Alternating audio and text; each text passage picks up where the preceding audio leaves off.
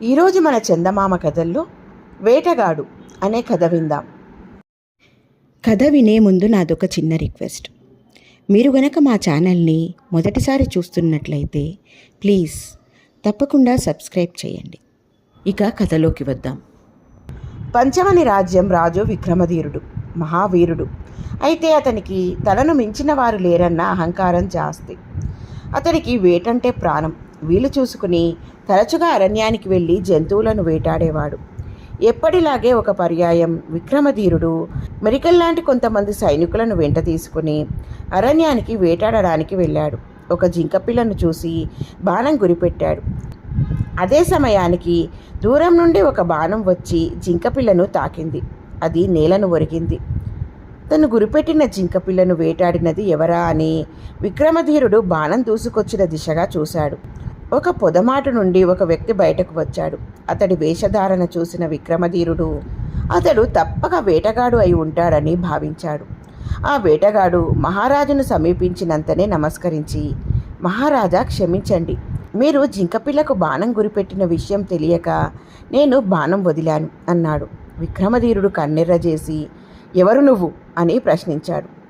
నా పేరు రణమల్లు, పుట్టపోసుకోవడానికి జంతువులను వేటాడుతూ ఉంటాను అని చెప్పాడతను.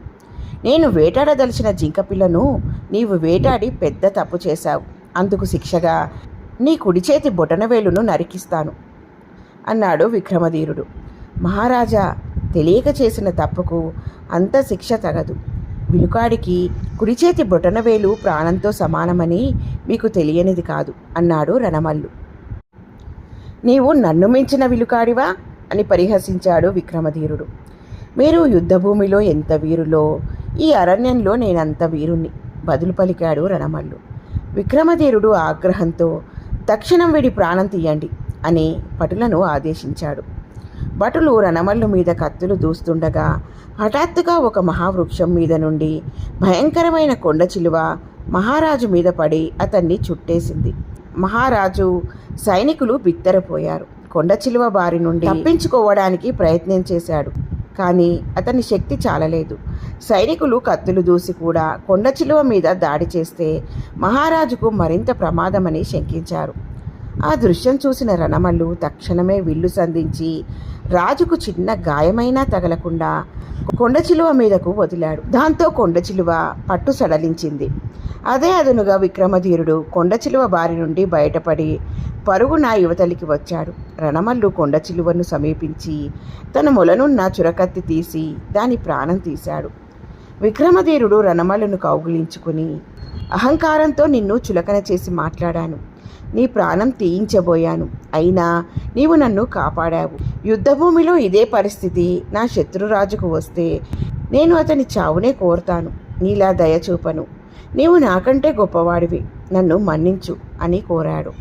అందుకు రణమల్లు, మహారాజా, విలుకాడికి చేతి బొటనవేలు ఎంత ముఖ్యమో మనిషి అనేవాడికి మానవత్వం అంత ముఖ్యం.